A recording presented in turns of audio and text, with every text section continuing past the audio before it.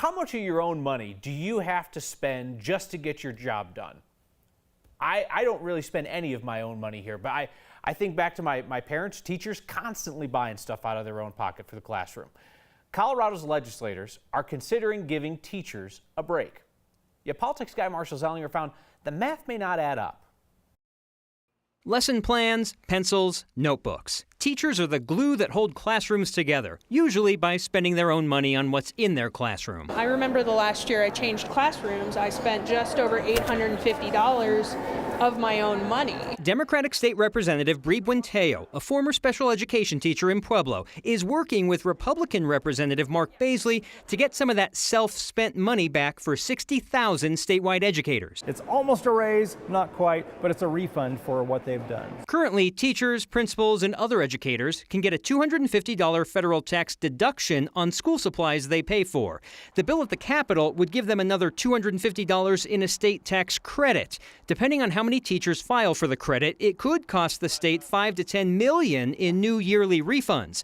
But it could also cost millions for the Department of Revenue just to make the refunds happen. The overhead for administrating these refunds, that's exaggerated, and we're going to be having some stern conversations with our friends across the street. Eric Myers works across the street. Refundable tax credits, which this is, have a higher prevalence of fraud. He's the director of taxation services for the Department of Revenue and explained it costs money in order to refund money, especially if you're trying to prevent fraud on a new tax credit for 60,000 educators on top of reviewing other existing tax credits. Basically, you're hiring new employees to do the same thing current employees do, but because there's going to be so much more work. That's correct. People may confuse the intent of the tax credit with just spending money on back-to-school items, and we want to prevent that from happening, and only give it to educators who are eligible for the credit.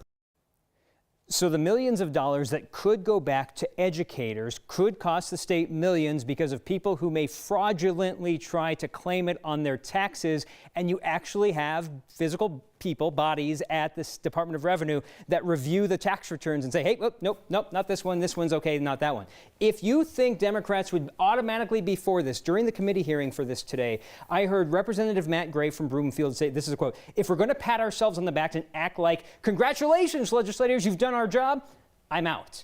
Because he doesn't want to take from the same piggy bank that already funds all of education. It's almost a little bit counterintuitive just because we know how close teachers and teachers unions are with Democrats, but it's been Republicans who have pushed this idea for years and years, and now the Dems are just kind of coming on board. And last year it was Senator Owen Hill. He did it. It died in the first committee it was in, and that said and done, and it was the same it might have been a little bit more money, and now it's more scrutiny, and it's costing the state perhaps less money to administer. It's amazing how once the Democrats get on board, then it gets some traction. It's a shame that this isn't one, retroactive, and two, applies to folks out of state, because my mom probably kept the receipts and she could cash in. All right, thanks, Marshall.